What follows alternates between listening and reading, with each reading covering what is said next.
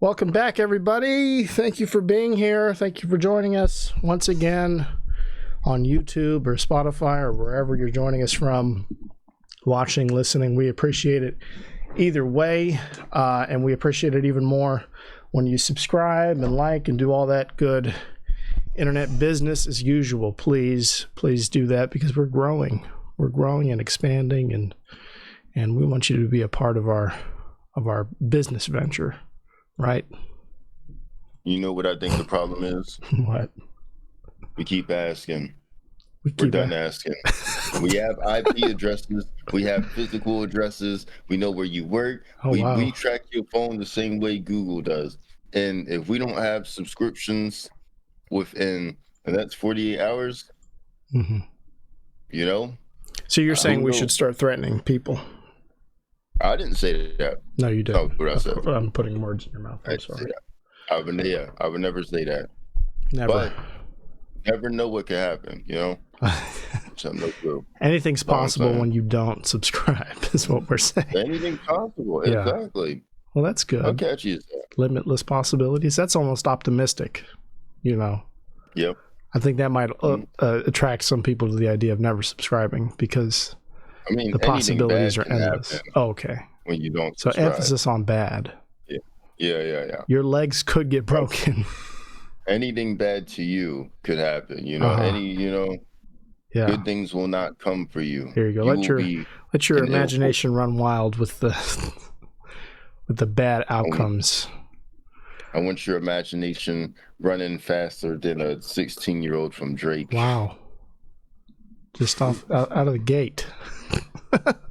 Popping up with the Drake stuff right away. Right away, without delay. No, it's open now. We'll get into that. I do want to talk with you about that, because we haven't in a while.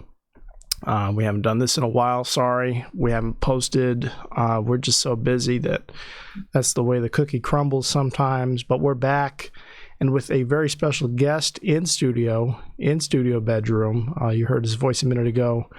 Let's give it up for Mr. Nigel Thornton, everybody. Thank you so much, Hello. Nigel, for being here. Thank you so much for having me. I don't know what's wrong with me that I talk into a microphone in my bedroom when introducing people like a host on a show, like all the live mics and, you know, stand-up shows I'm like hosting. I have this announcer routine, I feel like, but I think I should just introduce you normally and not like you're walking out on stage or something. No, I like it. It's like AYG, you know, that like minute and a half intro they have. Yeah. Okay. Good. As long as it makes sense, because for me, so I get insecure about it, and in my own head. You gotta you gotta practice like you play. You know? There we go. Absolutely. I'm always practicing and failing, but you're here. You're a comedian I met at open mics, namely the mic I do on Wednesdays at Aurora Market, and you're absolutely hilarious. And I was really pleased to see that you had actually been one of the few people to respond to a call to arms that we made on Instagram for the podcast, just saying if anyone's interested in coming on and being a guest, and you were one of those people. So thank you so much, and glad you're here. Just to kick things off, how long have you been doing comedy for? How long would you say? I started in July of 2022. And I've been doing it for about 2 years now. Okay. And I mean, the first time I did it, even before I did it, I knew it was what I was meant to do. Yeah. But once I did, I fell in love with it, and that's what's up. Fell in love with it. I mean, I've kind of described it for me. Falling in love is a good way to frame it, because I've kind of described it like being infected with a disease or like a debilitating illness. I don't know if that tracks too for a lot of people, but for me, it really is just a crippling, again, debilitating sickness that I've contracted that I haven't been able to. There's no cure. There's no.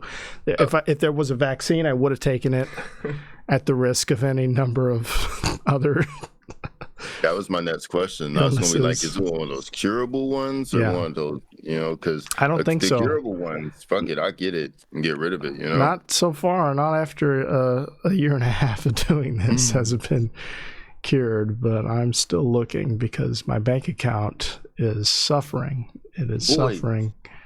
I got a story about my bank account. Oh, go ahead. So I don't check my mail because checking mail's for suckers. You know what I'm saying?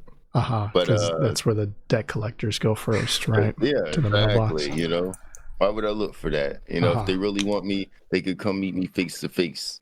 But anyway, so I don't check my mail. Like a few days ago, I saw this random charge, $7 on my bank account, and I'm like, what the fuck is this? I think it was on a Sunday, so I call them on Monday. I'm on hold for like goddamn 40 minutes. I don't know what the fuck they doing, but they finally answer. And so basically what they said is they changed our bank account. So it used to be free, but now it's not free. And they charge you $7 a day. Your bank account is under $2,500. So like, of course my shit got hit because like, who the fuck just has that in their bank all the time? Like that's poor discrimination as fuck. Actual, you know what I'm saying? That's just wild. What the fuck? That's insane. That's crazy. What bank? Freedom First. Yeah, that sure is Freedom, isn't it? Is that the Blacksburg Bank? Yeah. Oh my God. Never go with a local bank. That's rule number one. They were straight at first, though. At first it was free, then they fucking switched it up on me. Yeah. But they have two other options, and both of them, basically, you have to, if you get at least $1,000 in direct deposit to the account, then you're good. But if not, then they'll charge you like $9 a day. So right now it's straight because I'm like, well, this is where my bills and shit come from, But so right now it's straight, but I'm gonna hit. I don't gotta stress it, but I'm gonna hit them with a good little switcheroo, That's okay. Switcheroo. Come on over to Capital One. We treat you right. No. I've never had any issues. You and Sam Jackson chilling. He's gonna be like, use my referral code, Yeah, we need a fucking referral code. They do that shit. No, they because I got a card. You get like at least $50 to refer people and shit. But like people don't go for that. Ain't nobody like, I'll get a fucking credit card so you can get $50. I don't know. Nobody goes for that. Yeah. Well, that's lovely. Thank you for the financial breakdown. Yeah, check your mail, people. Or don't, right? I think I had a thing in the mail recently where it was a debt collector for a patient first, like an urgent care thing that I guess I didn't pay, but I remember paying, and then it turned into like a $50 charge, turned into a $100 charge. So I literally just paid that yesterday, but I was like, this is insane. The fact that like I wouldn't have been notified that this payment wasn't received, and now it's doubled, and it's some third-party debt collector service. It was wild. But, yeah, I stopped checking my mail too after that. For an urgent care. I think that's a HIPAA thing. You probably could have not paid that. No, I think they just sell it off. They sell the debt off to someone who's gonna make more money. It's the same with the hospitals. So first off, I read this thing years ago. Nigel, I swear we're going to get into your comedy career so far and all the achievements you've made and strides in animation and your love of flying and space travel and all these wonderful. But first, we have to go over some important key topics of discussion. Of housekeeping. Some housekeeping, exactly.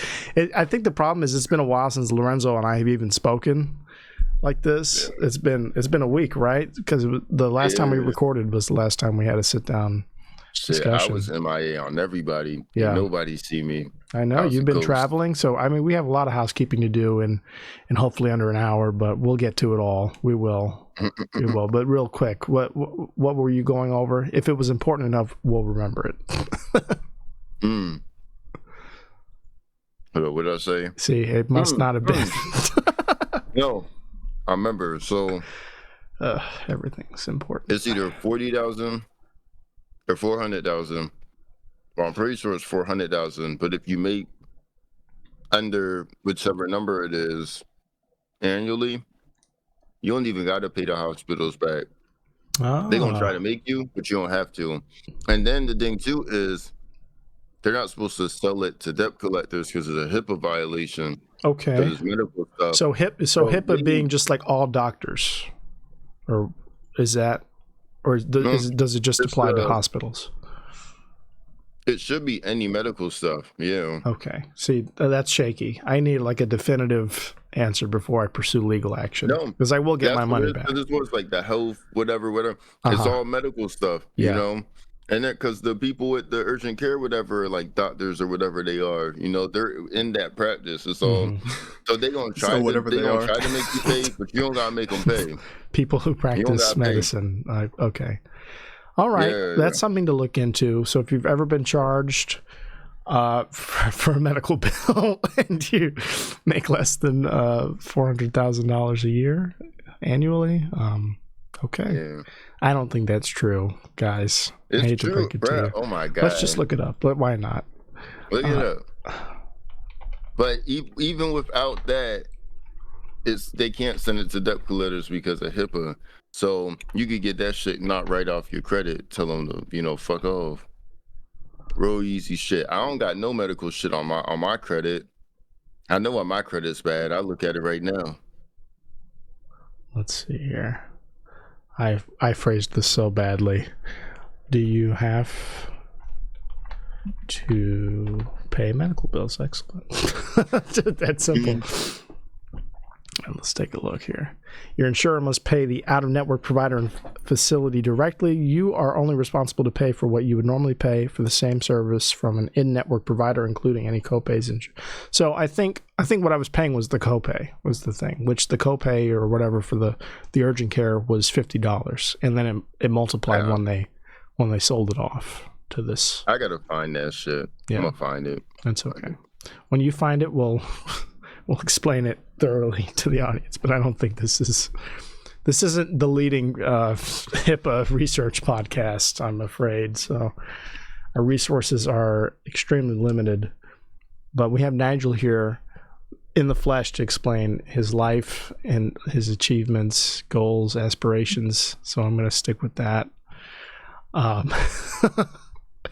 So you've been doing stand-up since last August? 2 Augusts ago. 2 Augusts ago, excuse me. So, I mean, longer than even I have. And what's kept you in it is a love of it. What would you say, you know, kind of describes your comedy? How would you describe it? Painfully me. Like, I almost try to tone down myself when I'm on stage. Okay. But I try to, whenever I jokes, I try to, of course, think of what the audience would laugh at, but what I find funny personally. Yeah. 'Cause that's where I get the energy to tell it. Gotcha. And, I got the word for it. My comedy is neurotic. Neurotic. I'm very, I do my little motions. I'm very expressive. Definitely not dry humor. I'm very wet humor all the way. Okay. Yeah. Wet humor. love that. Soak it up. Okay. Yeah. I think I'm pretty dry most of the time, and then I throw in a curveball here or there, and try to wake people up. But I wish I had more energy. I wish I was able to stay wet and active. I feel that. I remember when people with a lot of energy. You remember when? I remember when I was at Keep and Sweep, and you were hosting, of course, and your energy was so different than the other comedians. So like you came in and you were like, we're just gonna bring it back down. Yeah, bring down exactly the energy. I'm just such a buzzkill and such a lame piece of shit. No good. I'm not good at comedy.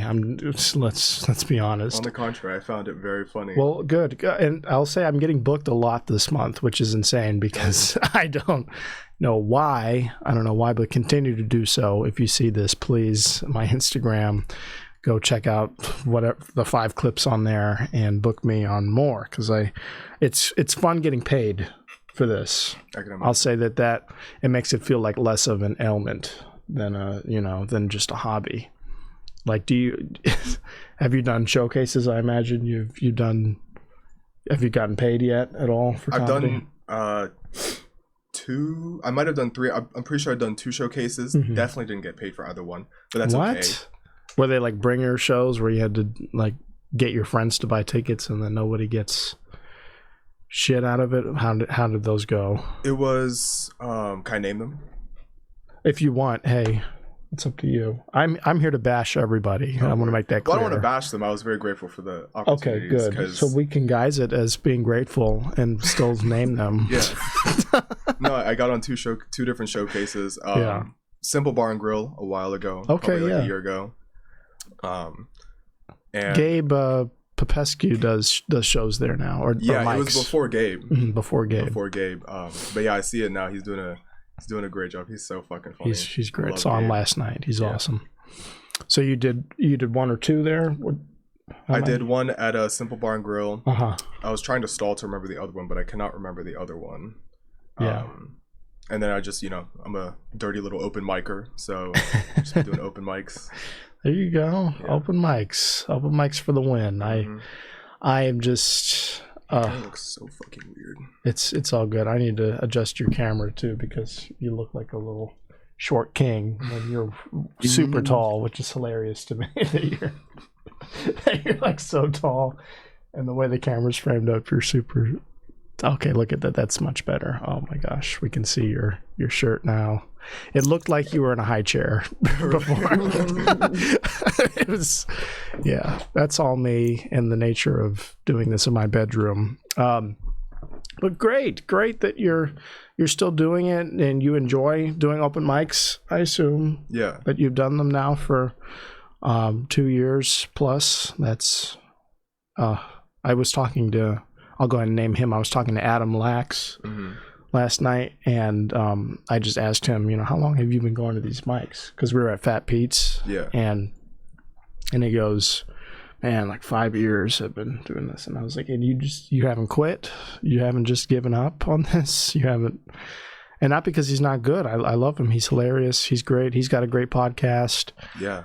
He's doing it. But at a certain point, the mic side of things, I think I would shoot myself rather than continue to as frequently as he does, because he's at these every week. I'll see him at multiple mics a week in all different places. I'll see him in DC one night, and then the next night he's going to be in Woodbridge tonight. I just know he will, because that's how neurotic people like us are. But 5 years of that, 5 years of running myself ragged, going from Woodbridge to Alexandria to DC to Maryland just to get like 4 or 5 minutes. It's rough. Yeah, it's not getting paid. Yep. In fact, probably spending money because they make you buy a drink. Yeah, which is understandable. Do you do that, by the way? Do you buy something every time? Yeah. When I went to at my mic, you do, right? Yeah. I bought a little Cliff Bar. Oh, excellent. But I'm not gonna lie. I be broke as shit sometimes, and I'll get a glass of water, and I'll be like, this is a vodka soda. Yep. This is vodka in here. I've done that I do that all the time. Yeah. I'm not even gonna. But that's what I like about running my own, is that I don't have to pay anybody for this. Like, I'm the one bringing the people here, so I get to just be broke and live my worst life. Absolutely. And an open mic at a market, or like a little market shop. That's I like that. Well, good. It's a cute little moment, yeah. I'm glad people like it. It's going well. We're going to have like 20 people there tomorrow. I'm very excited. We're recording, not to date this, we're recording it on Tuesday this week. And my mics every Wednesday. Come out. Aurora Market in Columbia Heights. Come out and have some fun. It starts at 6:30 p.m.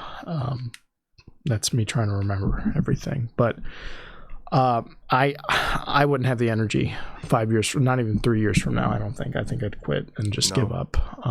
So I'm done. Props to you. Props to Adam and everyone who keeps the dream going, because it's not easy, especially when, like, I assume he works full time during the day. Do you work full time during the day? I do now. I just graduated 2 weeks ago.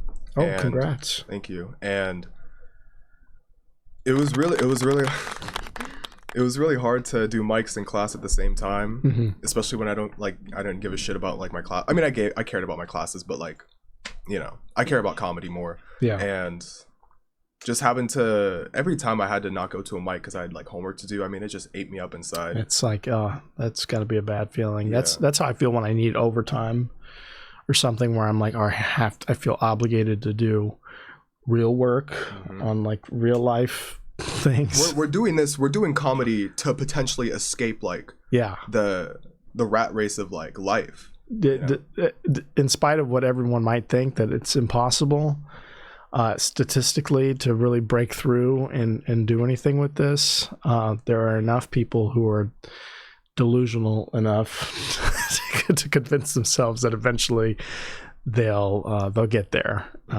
And yeah, I hope we all do. And you know, rising tide lifts all boats. If it happens to me, it's like splitting a lottery ticket or splitting the winnings. I'll give everybody a little piece. And you know, I'd like to think someone else might do the same too when they start touring. You know, especially because you do give a lot of comedians opportunities with the Keep In Suite. Oh, thank you. No, I appreciate that. That's hardly an opportunity, but I do like having a space where people can do their new stuff, you know, and do it safely, because I feel like for a lot of people, they'll go to the mics and do like the regular rounds as usual, which are supposed to be for new stuff, but you see people doing the same jokes everywhere because there's always this looming, or at least for me, there's this looming fear that, oh, if I do this new thing and it goes bad, so-and-so's in the audience, they're not going to put me on their show if they think I suck and they think like my shit's trash just because I did this new thing this one time. So I like to have a big disclaimer of being like, hey, this environment is for new stuff. So nobody needs to feel embarrassed or feel ashamed of doing something that's going to fall flat on its face. And right? it does take the heat off when the host says that at the beginning. You know. Well, good, excellent. I'm glad you see it that way, because that's how we try to frame it. And it's picking up. It's really picking up. The business owners, they have other locations opening up and operational, and they're looking for events to be hosted in those spaces as well. So hopefully we can start to branch out and expand to those as well, and get a couple different people. Corporate. It's we're on the ground floor right now, baby. This is like, it's only getting bigger and bigger. I'm really excited to see the way things have been going. So that's comedy. Do you have any inspirations in particular? Anybody you look to? The first one that probably comes to mind is Bobby Lee. Oh, really? Yeah, Bobby Lee. What was that? Oh my gosh! You see all the drama he's in right now with over Logan Paul's podcast. Yeah, I saw that. That's so funny. Well, actually, it seems to be resolving. Yeah, because I believe his name's George. Yeah, he went on that guy George's podcast and apologized. And then they prayed together. Yeah, they prayed to keep put his hand on him. They said a prayer. I'll pull that up. But why Bobby Lee? What about him is attractive? I just like I like how unique he is. You know, I like his little sayings. I like his. I mean, also he's funny. He's got great timing. You know, he knows his way around a hole. Like when he gets himself in a hole, he knows how to dig himself out of it. Yeah. I mean, he's had to figure it out because there's been a lot. Yeah. There's been a lot he's gone through that he's inflicted upon people that he's needed to navigate. So. And he's the first that comes to mind. There's there's a ton of others. I mean, there's a whole bunch. Let's look at this. I typed in this guy's channel. This Australian dude does some pretty good recaps of podcasts. Podcast Cringe on YouTube. Check it out if you're into the comedian podcast circuit. We'll talk about other things, but I want to. So this is Bobby Lee. This is the guy that you named as a formative influence. He is really funny. I tried to see him one time, and he came through I want to say Alexandria, and I couldn't, for some reason I had a conflict and I couldn't make it. That was really, really sad, because these kinds of guys don't usually make it to this coast. They kind of stay in their little pod in LA or wherever, and they don't really go outside of that because there's so many venues they could play right, in their backyard. So, but next time he does like a national tour with like Bad Friends or something, I'd love to. I want to open up by saying that I'm sorry. I feel I just want to break down what happened with the Jake. So what he's already up to something. I can tell he's up to something. It's incredible.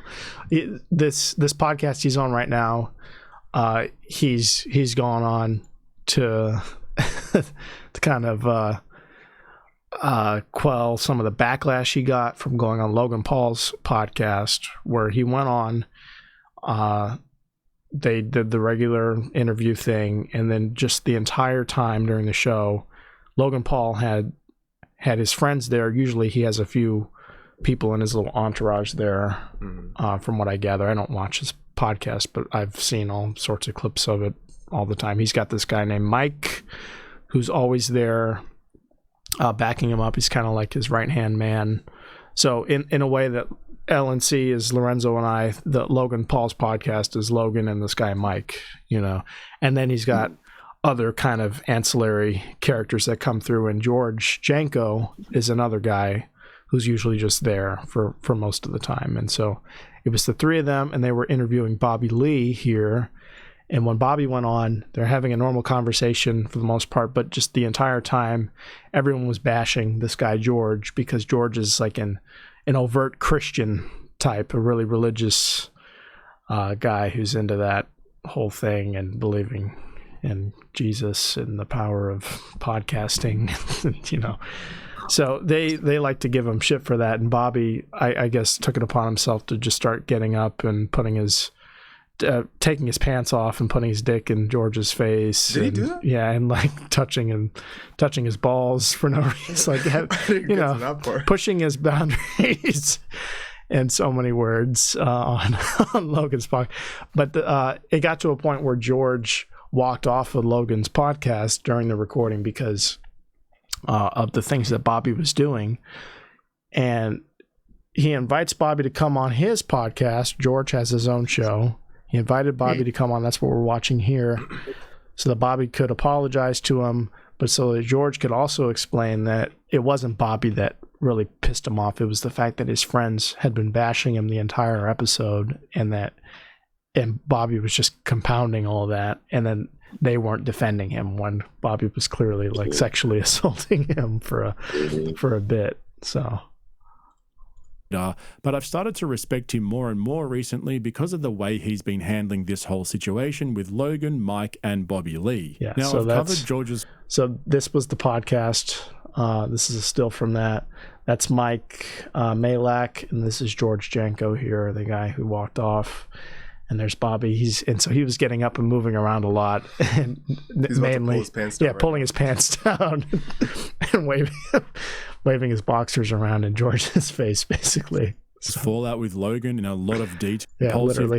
That's what he was doing the whole time. And so it's on video, and it's so funny because the whole time Bobby's on George's podcast here, he keeps saying like, "I don't remember doing any of that. But if I did, I'm so sorry."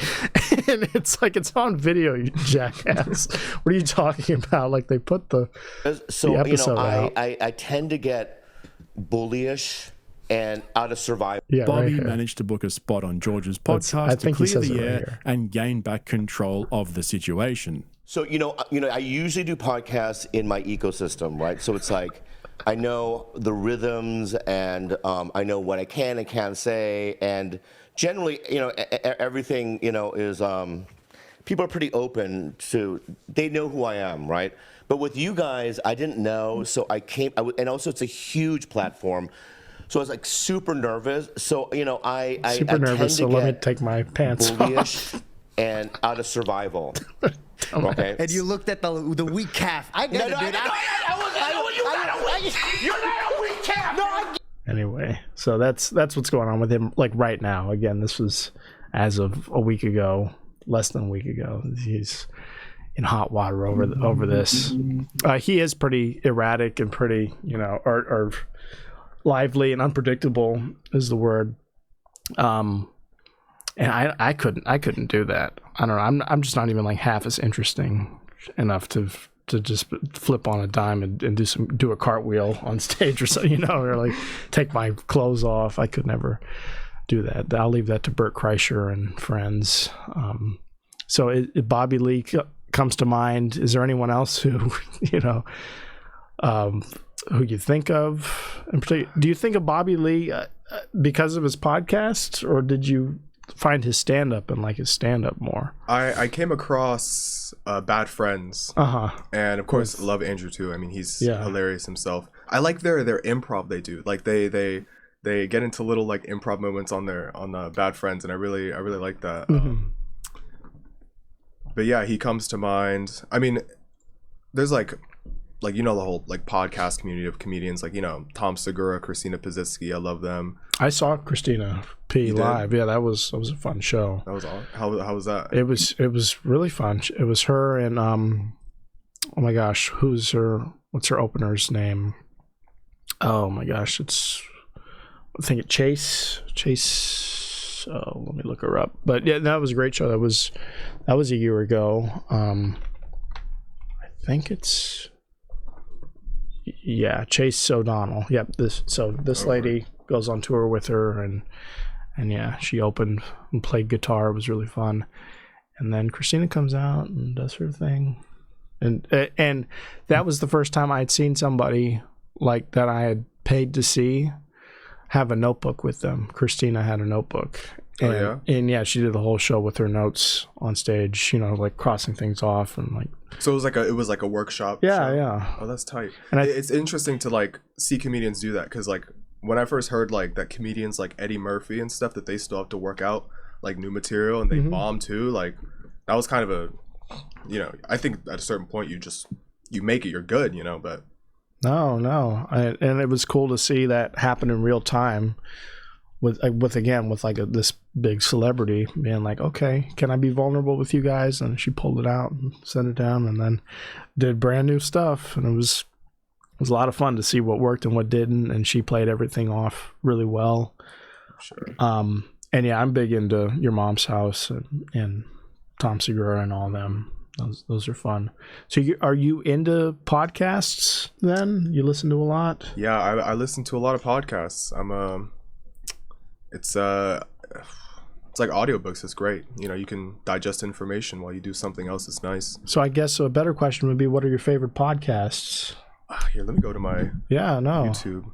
Got them all at the top.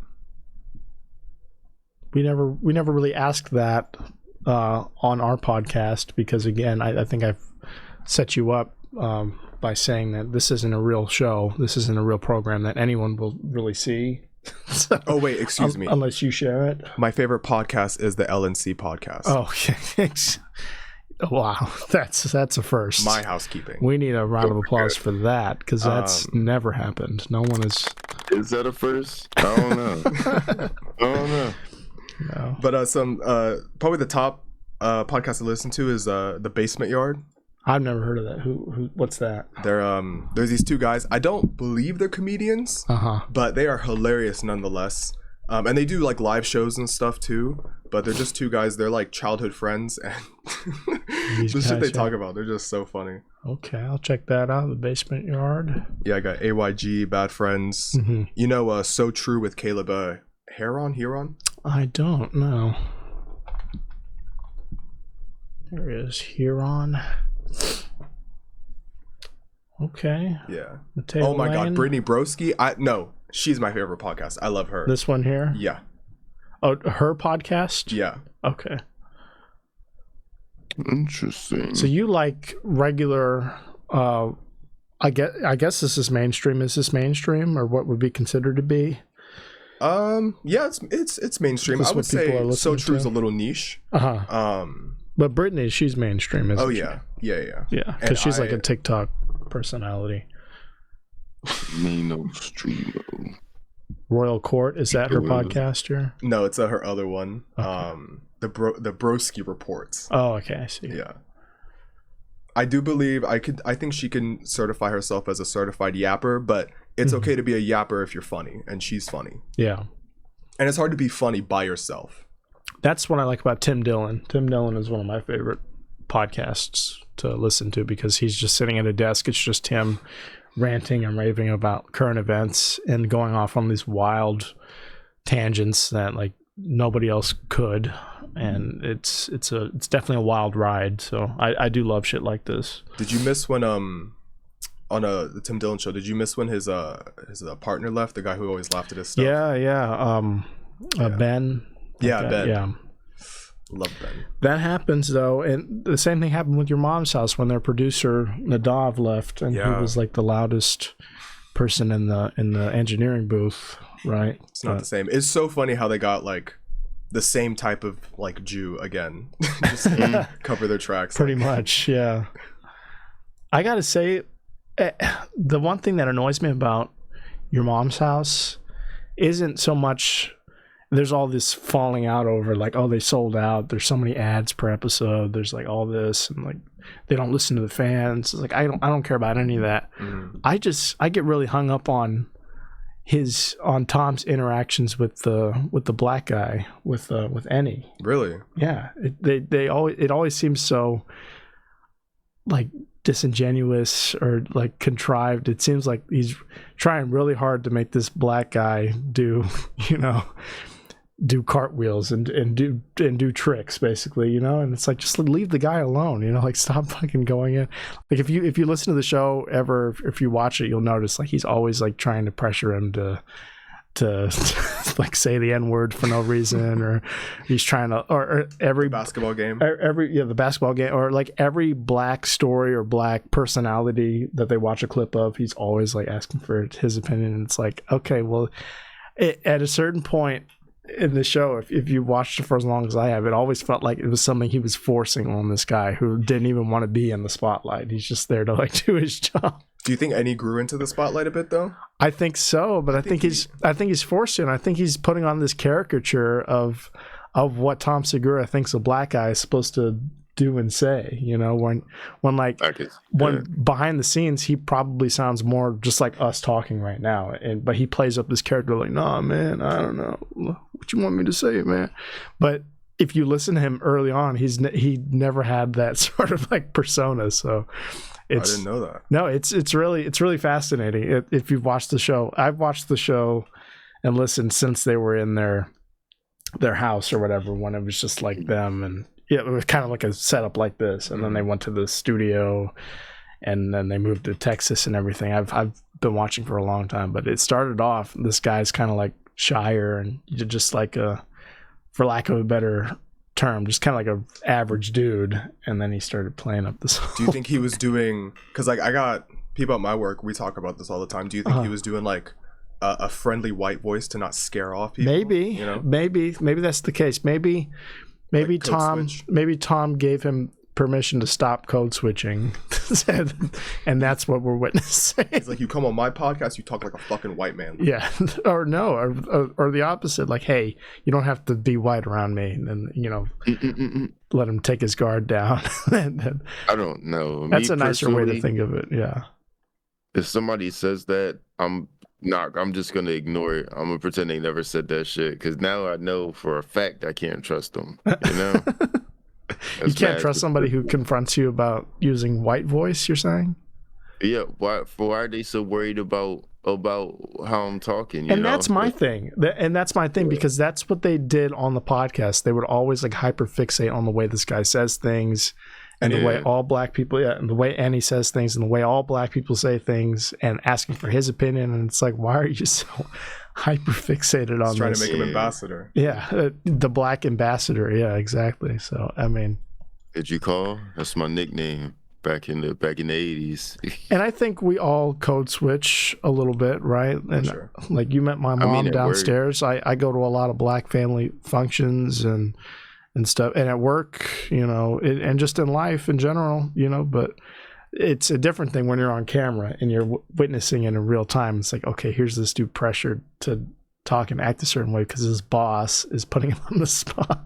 How do you think Tom asked him to? Do you think he was just like, hey, Annie, could you, before the show starts, could you just talk a little more urban for me, please. But I'm wondering now. You got me thinking. It's like maybe Tom is a good dude, and he's like, oh, I noticed you sound really white around me, and I want to let you know I'm not that type of boss. You can sound any way you want, and maybe that's the authentic Annie coming out when he's like going, oh no, man, I don't, but it just seems really forced. I might as well just pull up an episode and if we could examine it, because it always just felt forced. I don't know. Let me watch a clip, and as the Black ambassador, I'll explain it to the viewers what I think is going on. Let's see. These are a year ago, 2 years ago. Yeah, let's listen. Ryan Reynolds here from Mint Mobile. They've moved to Texas by now. All the antics have come to a. Hot sauce is the best. I know how. So this is Annie. Do you know that he's got fans like So Tom Segura and Christina P. This is their podcast, Your Mom's House, and they.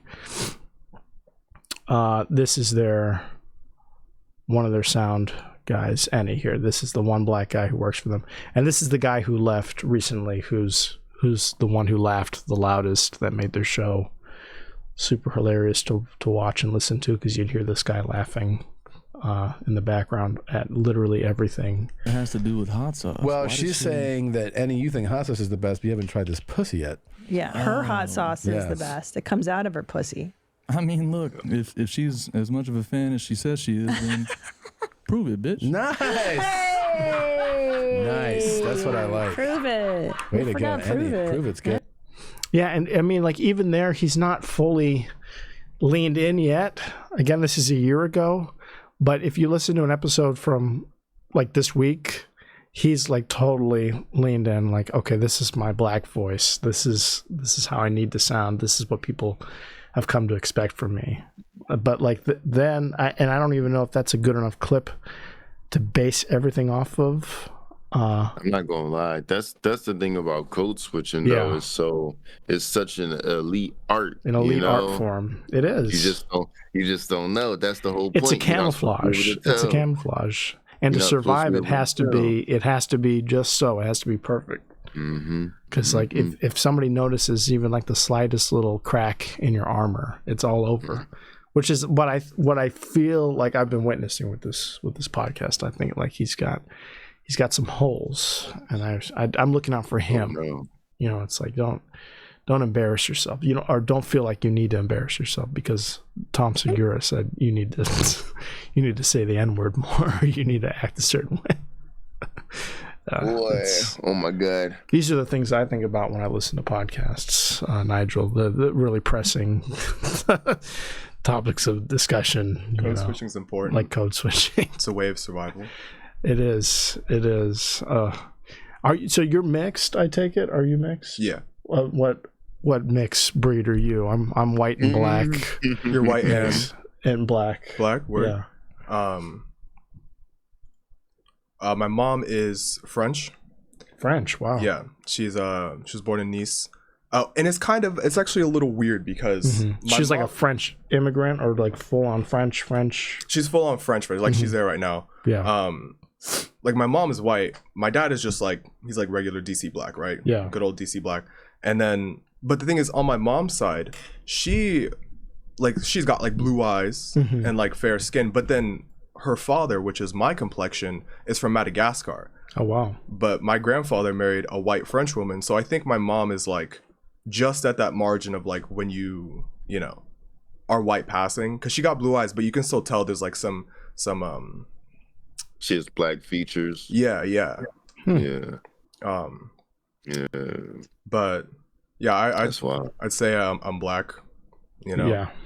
So yeah, you pass more as just like being black. I feel like just on looks alone, for me, I get a lot of like Mexican. And just living in America, that's just what people assume. And they'll just say Mexican, not Spanish speaking, not Latino, just like straight up Mexican. I'm like, well, no. But it's almost like, because I'm gay too, and people don't clock that I'm gay either. It's almost, I can't tell which is like harder for people to believe, at first glance when I tell them, no, I'm actually half black and half white. or that I'm gay. It's really fascinating. Sorry. But that's good. So how has that informed, your way of life, if at all? Do you feel like you have to put up airs or code switch a lot, or? That's a good question. I fought with that for a lot. Like in high school, elementary school, I definitely wondered like who I was, all that stuff. And like you, I'm part of the LGBT community as well. Okay, slay. So there we go. It's June 3rd. I don't have a sound for that, but I'll give you one of those. That's why he's the GOAT. Excellent. That's fantastic. Who's got the soundboard right now? That was a lot of shit. That's one of our two sounds, I'm afraid.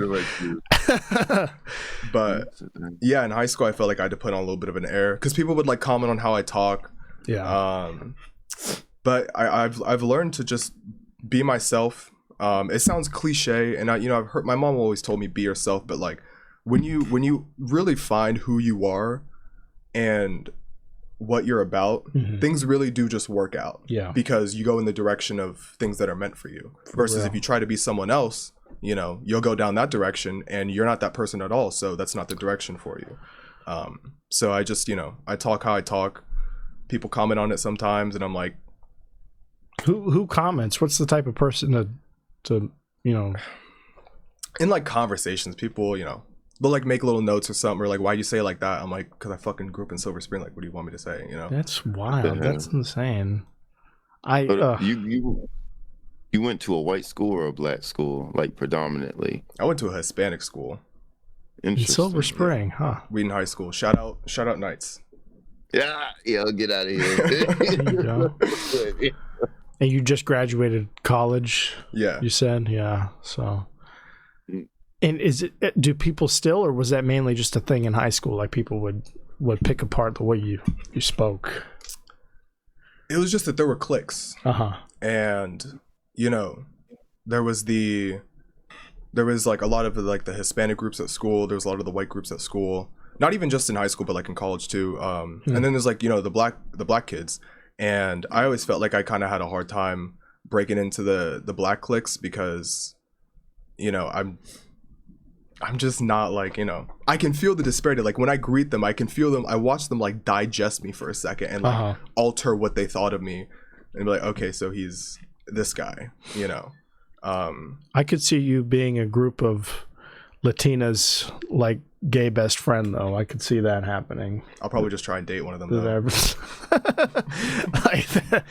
But I mean, there's something about that. There's something about not feeling totally a part of one group and then feeling isolated because you're not totally welcome or ingratiated into any one group either. Absolutely. But then that's why things like chorus or band exist, in those. Keep the trumpet in the corner. Exactly. Because those are the groups of just nobody fits in and everyone's trying to work together, or I guess even sports too, or even comedy. Comedy is definitely one of those. Comedy is a breeding ground for diversity and outcasts, incels. From all walks of life, though, and that's what's so impressive about it. It's truly a melting pot. But did you have any? So I guess you started drawing then. Was that early on in grade school or drawing, later? I started drawing probably when I was like 4 or 5. I remember. So like kindergarten. Yeah. My mom bought like a chalkboard, and I just drew like a little train on the chalkboard. It was very simple. It was like made out of rectangles, circles. But that you can remember it is so telling. That's really astonishing. Yeah, I even remember how I drew the smoke. It's that's how like passionate I can be about things that resonate with me. Is like it's really all I care about. Like when I'm in class, I'm fucking writing jokes. I'm not fucking listening to the lecture. Yeah. Or I'm trying to. We can take that part out if you're worried about getting back to you. Well, you're done. Actually, you're done with it. They can do nothing to me. Okay? My transcript is finalized. No. Yeah. Not taking anything back. But so drawing, writing jokes, but so was drawing always kind of a pastime, or was it something you just you did casually, and then it turned into something that you pursued? Did you go to school for art? I did not go to school for art. I'd say drawing is definitely a passion. It always has been since I was a kid. It's also a prison. How so? It's, you see, there's like this thing. Are you familiar with? I don't know the name of it, but it's a graph, and it shows like when you first start a hobby that requires any skill, so like comedy, music, anything like that, your taste of what you like can develop quickly, but your skill lags behind. So while your taste is up here, your skill is still down here. So you know what you like, you know what you appreciate. Yeah. But you can't recreate it, and that's where a lot of people fall off. Really? I talk to a lot of people at work. I work a lot, and people always, they'll see it and they'll go, "Oh, I used to be an artist too. I wanted to be an artist." I'm like, "What do you mean you wanted to? What happened?" Yeah, they're like, why'd you stop? It just got too hard. I'm like, what's, or they're like, "Oh, I have too many things to do." And it's like, you can just draw 5 minutes a day. You can still do it. Yeah, make the effort, and it'll come back to you. I mean, even in college, like making a cartoon in college is ridiculous. And just like with stand-up, instead of going to do mics, I have to go and do homework, stay away for like 2 weeks at a time. Yeah. At the same time, like I want to work on my animations and I can't, and it's very frustrating. And it also just feels like college is never going to end because it goes on for so long. I did it for 5 years, and what were you going to school for? Government and politics, whatever the fuck that means. Yeah, like poli-sci, whatever. Yeah. That must have been. But I'm sure you were drawing a lot of great political ads and fun stuff that you got to put your skills to use. No, probably not. But there's something you don't use it. But there's something so I wish it was easier to break into art and like whatever artistic expression people gravitate toward the most, that made it seem like it's something that's accessible to them. Because just like you explained, I see a lot of people who were great musicians that I grew up with, that I was friends with, and then just one day they go pursue a professional career in whatever they go down with college or what have you, and then they just totally stop the one thing that they had so much promising talent and development already sunk into. It's like, why? What do you get out of totally stopping that? It's like, and I know at a certain point people like to let things go, and they don't always want to have they don't want to have all the burners on at once, or they don't want to have their foot in too many different doors. But there's something so special about music or artwork that I think that's just one avenue you would always want to have open to you at some point, right? You're right. And that's a skill, no matter how much muscle memory you have, that is a skill that takes work to maintain, and that you can really lose or come close to losing, The thing is, you can always get it back. But you can always get it back. But even if you're 50, 60, they say, "Oh no, that's done." I'm like, says who? Just go and buy some easels or some instrument and start playing it. I've witnessed it. Like my dad played trombone in fucking middle school, and he came and joined me one time in marching band when I was in high school. He joined me for like a parent-student like football night, and he comes in and joins us in the stands with the rental trombone, and he was able to play along. And it's like, how the fuck did you remember the slide positions and the embouchure and everything that's required of you to sit in on this? I know it's easy music, but like, to me that's like, that would be impossible to do that same thing on piano, an instrument I hadn't practiced nearly as much as I practiced trumpet. But he did it, and it's just like you're saying, there is something where it gets stored away, and that's just something that you'll never forget for most people. Absolutely. But there is a lot of musculature. There is a lot of if you don't work out, you're not going to be able to do as many pull-ups as you could a month ago or a week ago, or in my case a year ago. And it's sad. It's sad to the people who used to watch people do amazing things, and it's sad. I know it's sad to the people who lose that ability and they look at it fondly, but I wish that there were more outlets to people where they could just say like, hey, let me go do this. Or I guess there are.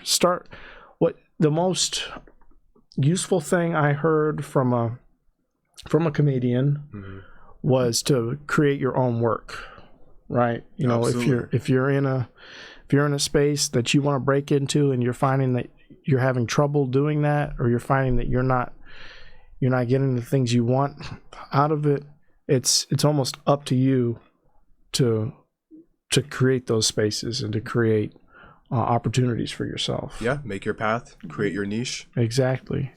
So if it's playing an instrument, make a group. If it's doing artwork, make a weekly art session, or start on something, or get some software and go on YouTube and figure out just like where to begin. Yeah. And the thing is, it can feel like miles away. Are you a musician? Yeah. Yeah. Do you write music and stuff? Yeah, sometimes. What's like your main thing that you do with music? I do it for me personally, man. I have free software on my computer, and I'll play something on my keyboard. I'll make a beat, whatever I feel like. Hell yeah. Record instruments into the microphones here. So that's what this started as. This started as music equipment that I turned into a podcast. So music to podcast pipeline. The pipeline is real. It is. But like when you do music, especially when you've been away from it for so long, or like you have like a task you've been meaning to do with music, like it could feel so, when you haven't done it in forever, it could feel like impossible. But like, yeah, it just, when you just start, it feels so good. It does. It can feel like, for me, like 2 years ago, making a cartoon is completely outside of my skill set. It still kind of is now. Like I probably make one 5-second animation once a year. Yeah. And that's not really sustainable to make a cartoon. But when you, another piece of advice I got from someone that helps with hobbies and just, doing what you love is forget about goals. Of course, have goals, remember them, but forget about them while you're indulging in your hobbies and your passions, because that's where it really is. That's where like the magic is.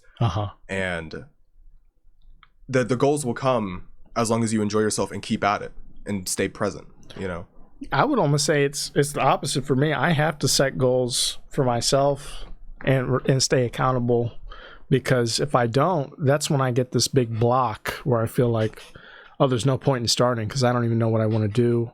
And I'm so much worse at this than I was when I stopped doing it to begin with, that it's like I don't see a way forward. Like I just had a meeting with my boss today where he sat me down and we're going like over this and over that. And we have a meeting every week, right? And at these meetings, it's a one-on-one with my supervisor, and he talks about everything that I could be doing in the weeks lead up to our next meeting, right? And it's kind of like checking boxes. But today was the first time that we actually like set definitive goals, not just for this week, but for the entire month, so that I can see, steady growth toward each one of those goals, instead of just saying like, okay, here are the marks I want you to try and hit, go on your way at your leisure, when you have the time. Now it's actually measurable. Now it's like, okay, I've set I want to get this done by Thursday. I want to get this done by Tuesday of next week, or this needs to get done before the end of the month. It's kind of a less of a priority, but planning ahead, setting goals is almost like prioritizing what you want to get done. And then it's also helping you witness in real time the achievement of those goals. Yeah. And I think that's why achievements are such a big thing in gaming and everything, because it feels good to check boxes. I guess because you are right about that. You got to set deadlines. You got to set goals. I guess my pitfall just is like, I guess I meant not let go of goals, but let go of outcomes. Because like when I go to a mic and I got these jokes that I think are really funny, I'm really confident in them. Yeah. Like my goal is to go to the mic. But if I expect people to laugh and they don't, that's then totally I think different. I failed. But if my goal is just to go to the mic, then and tell the jokes that are passionate to me, then it can be a success. That's like kind of just how I trick my mind. Or like with the animation, I don't know where it's going to go, but I'll just keep going with it. Of course, like by the end of the summer, I'd like to have the trailer done per se. But to think like I'll get all these opportunities afterwards, like Pixar will hit me up, all that. Yeah, I try to die that down. I love the way you frame that. Set goals, let go of outcomes, because I think the setting the goal, making the effort is the hardest part most of the time. Absolutely. And that's just what needs to happen. That's totally and completely necessary. And most of the time you're not always even relying on a certain outcome, or you shouldn't be, because it's like that's a bet that won't always pay off and only stands to really discourage you. Exactly. It discourages you. It should be the effort you're putting in going toward achieving a certain goal that motivates you, and knowing that you're improving steadily. Just like you were saying about the artists that fall off because they know they'll never get as good as this person that they admire, or this style of artwork that they're aspiring toward recreating or emulating. The whole time on their way there, what a lot of people don't realize is that they're making their own expression, and it is beautiful, and in every step of the way to that point. Absolutely. And it's all about framing or reframing the way people see it, in the way that you look at it. Look at it as steady improvement, not as something less than perfection. There's a saying that there's no such thing as bad art, whether it be drawings or music or anything, because like you said before, if you just start, you may not even know what you're doing, you may not know how you should go about it, but if you just start somewhere, you're already making progress. And you're like, you start, you learn, then you reconcentrate, bring it tighter, closer together, do that again over and over until you get closer to your skill set of where you want to be. And so like, if you say you like start writing music, or when you started writing music and it sounded like shit, it could sound like shit, but that's one less shitty song you have to write, getting closer to your skill, where you want to be. And if you just never started, well, you got a lot more shitty songs to write. Exactly. Oh man, here's your Instagram. Let's look at some of your artwork. We've been talking about it. I'm curious. I didn't know this about you, and I'm excited to delve into it somewhat. We're already over an hour here, so I won't keep you much longer, but I do want to see. So this is you drawing on homework, I assume? No, that's like old stuff. Go up to the top. Yeah, let's see here. So, but we can see it evolving over time. Yeah. So you like cartoon style artwork, or like anime style artwork? I like a good little mixture of both, actually. Like Avatar: Last Airbender, Korra. Yeah. What's it called? Invincible, where they kind of they take the animation dynamics of Japanese animation, and a little bit of their style, but they keep it a little Western. And because Western is like bouncy and very fluid, like Disney, but I like the more, not that Japanese animation is more stiff, but it's more realistic. Gotcha. And I like how they take a little bit of both. So that's what I try to reflect in my art. Let's see, can we watch this video here? Let's check it out. So like creating your own cartoon from scratch. That looks great. And then then the reality. Then the block.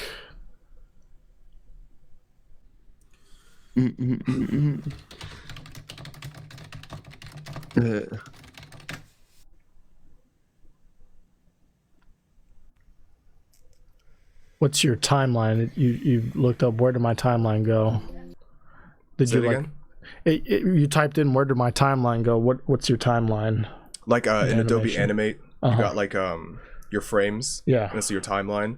And I pressed something and I couldn't find it, and it's been like 2 days. I haven't been able to find it or get it back. And you can't do your work if it's not there.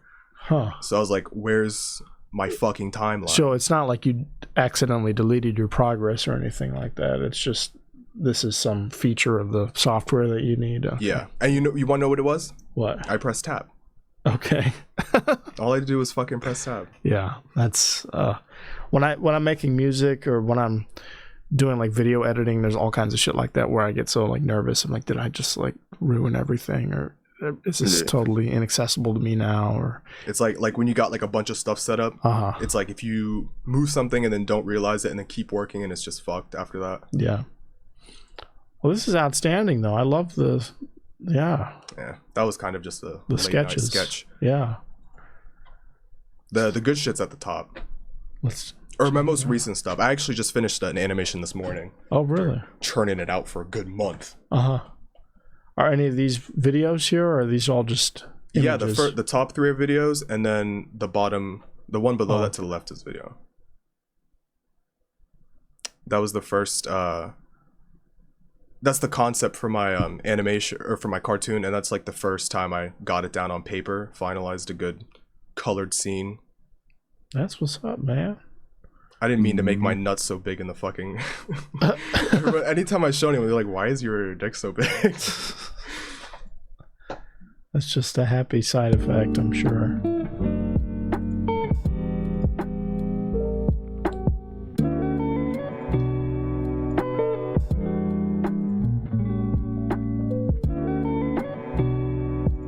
Very cool. Oh, copyright. Yeah, sorry. I'm doing that so we don't get that section muted. Okay, so that's like the run up to this then. So that was, it's like a timeline. That's the run up to this. This is like closer to the final product, and then is this the whole thing here? That's that music's uncopyrighted. But that's the trailer, the official trailer animatic storyboard. Life could be a dream if I could take you up in paradise up above. If you would tell me I'm the only one. It's so fucking corny. Life could be a dream, sweetheart. Hello, hello again. Shaboom and open we'll meet again. Boom, ding dong, ding dong, a lang, a lang, a lang. Oh, oh, bip, a bip, a dip, oh, life. Goodness, I can't imagine how much time this must take. Now I'm seeing that a lot of this is still, and that since these are sketches, are you like in between each captured image? Are you like erasing parts of it and then drawing the next frame in the erased sections? So how it works is you got, again, you got your timeline, and you have. This is just rudimentary animation, I'm sure, but I'm just like enamored by it. Hey, I don't know shit about music theory, so. Me neither, probably.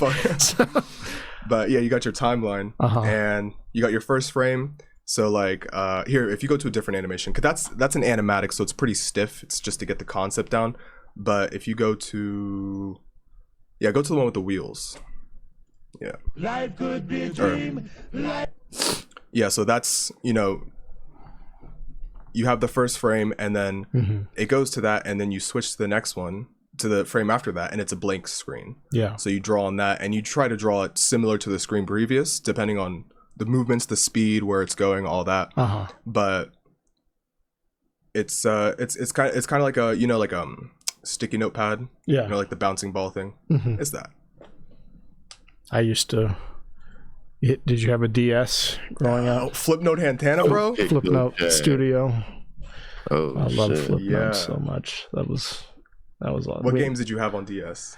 DS, oh man, I had Mario Kart DS, obviously for bus rides. That was fun to DS download. I had Mario 64. Oh my god, yes. Where you could be Luigi and Mario and Yoshi and everybody. That was fun. What color was your DS? I had a regular ass white DS Lite. I never had the original blocky DS. Oh, word. And then I got a DSi. That one. That's what Flipnote and all that shit came out on. Yeah, and then all the Pokemon shit. I had all Diamond, Pearl, Platinum. That's what I started on. I never played any of the earlier ones. Are you big into video games? Here and there. Yeah. I get bored really fast with them. I'm like a little Rocket League guy, Apex here and there. Okay. Actually, no. A lot of Roblox. Roblox? Which makes sense when you look at me. Yeah. Roblox, yeah. I wouldn't take you for a Roblox. That's interesting. A lot of good train simulators on Roblox. Huh. Are you like making your own worlds and stuff on there? Okay. That's a lot of work. Yeah. That's 3D animation's a whole different thing. Yeah, that's okay. Yeah. I get that. Well, Nigel, I would keep you here and go over let me give your art channel a follow here on Instagram. That's your art account, studio_N22. I know you're already on the comedy end of things here, Nigel Thornton Comedy on Instagram. Go follow your boy here. Is there anything else you have going on that we should know about before we head out of here? That's it. You covered everything. I wanted to get into your fascination with space and yeah, aeronautics and everything. When you wrote in, you talked about some of that. So, but maybe we can save that for next time. I think that'd be cool to delve into. Sure. With all the Boeing controversy going on. We actually better watch ourselves with what we say. I think so. Well, thankfully we don't know the inner workings of their business. Did you see what they put out recently? No. What did they say? They said it was like an ad I saw on Instagram. It said Boeing is what's it called? Celebrating one of their employees coming out about like a lot of Boeing shortcomings. And I'm like, talk about covering your tracks. I mean, just don't do anything. Holy shit. Now there's more like I like, what's the word? Yeah, you're more suspicious. Yeah, more sus of you now than if you just didn't say shit. You know what we're talking about, Lorenzo? Have you been keeping track of this? Hell fucking no. Hell no. I see you're tired over there. I'm sorry that you've probably never seen our show before because again nobody watches it, but Lorenzo has trouble staying awake at this hour. This is baby's bedtime. So if you watch this back, you'll see him kind of dozing off at points, and it's no slight toward you. It's that his schedule is way worse than ours, and he works tirelessly during the day. So Lorenzo, I appreciate you surrendering some of your free time for this. And there's been times where I've damn near lost my shit because he's like half asleep on camera. But you got like a night shift, or you work like mostly nights or something? No, it's early in the morning. Oh man, super early, but you're here. We appreciate you being here. I'll catch you up to speed real quick, and then we'll get out of here so you can get some Are rest. we talking about like the no, go ahead. Well, so you know how they've been in the news because like the emergency door flew off on one of the planes mid-flight. Oh shit. Yeah, and somebody died, and yeah, it's like a whole disaster. And there's been all sorts of other malfunctions with their planes before and since that are underreported or seem to kind of come and go. And recently people have come out who have worked for the company, who've worked for Boeing, saying that there have been signs all along and that there's serious malpractice going on with the company. Yeah, they've been cutting corners. They've been cutting corners. Quality assurance is not up to par, and that their planes are lacking in the way of safety, as indicated by these national headlines. And what do you think happens to the people who come out against the company? Right, they go on the news. Right, they spread the word, and then they die. They keep dying. The people who blow the whistle just keep mysteriously dying. Natural causes. Natural causes. Yeah, I think like the second person who's like openly blown the whistle on this company has died like publicly. And I believe before or if it wasn't him, it was another guy. But when another guy was speaking out about Boeing, and he like said verbatim on the record, he's like, I am in perfect health. I am okay. Yeah. I am not suicidal in any kind of way or anything like that. like if something happens to me, like I'm totally fine right now. The guy said that. So and now all of a sudden Boeing's had a change of heart and they're commemorating their employees for coming out about their company's shortcomings. Yeah, it's incredible. I've never seen a character arc so steep like your driveway. That's so wild. Holy shit. Yeah, be grateful you work for fucking Food Lion or whatever. You can talk shit about the way they store milk or whatever the fuck, but hell no. Oh my god. Or else you'll be food for a lion. Fuck that. I feel like any company will put a hit on you. It may be. I guess it matters. I don't think so. But like, damn, bro, that's so fucking it's a different wild. level. Like this is just like brazen, like in the public. Like these people are being killed. Just like Godfather style. Exactly. But it's a good message to put out because like we all see it happening and people are speaking out less and less now. So, you know, if it works, it works. You know? Like I can't totally agree with the methods, but you know, can't argue with the results.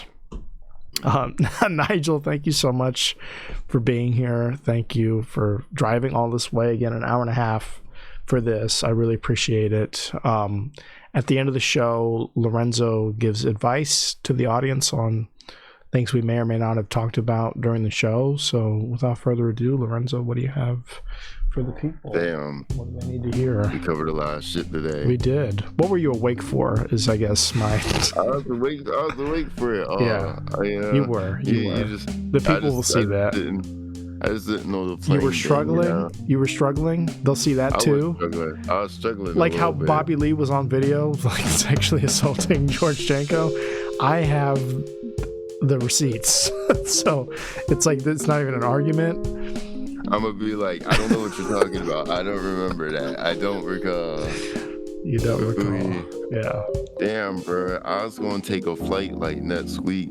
I know the planes was falling apart. Well, make sure you're with Airbus. You're probably good. There you go. Go with Airbus. I hope so. What airline? I'm going to have to double check. I think American. American? That's a small chance it's a Boeing aircraft. Or less than a small chance. Just don't sit in the exit row. The door might fucking fly off when you're in the air.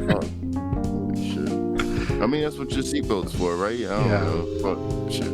Actually, they say the seatbelt's mostly to keep your body in place when the plane crashes so they can identify you. But don't even think about that when you're on the plane. That's insane. I don't want to think about that when I'm on the plane. So thank you for not putting that in my head. If that bitch is about to fall, if that bitch is about to crash, I'm finna last minute like hop out or some shit, you know?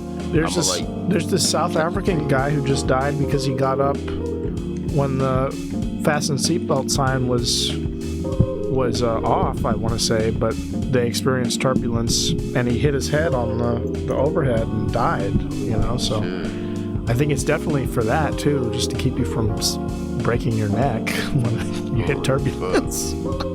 Real talk, I feel like right now my hair would save me. I had some shit fucking fall on my head the other day and I was like, ow, and I was like, oh, you got a lot of cushioning. Yeah, you do. Yeah. You really do. If it was done though, it might have took me out. Since I got it out, you know, I got like a little helmet. Excellent. It is low-key a little helmet when you got like an afro. Yeah.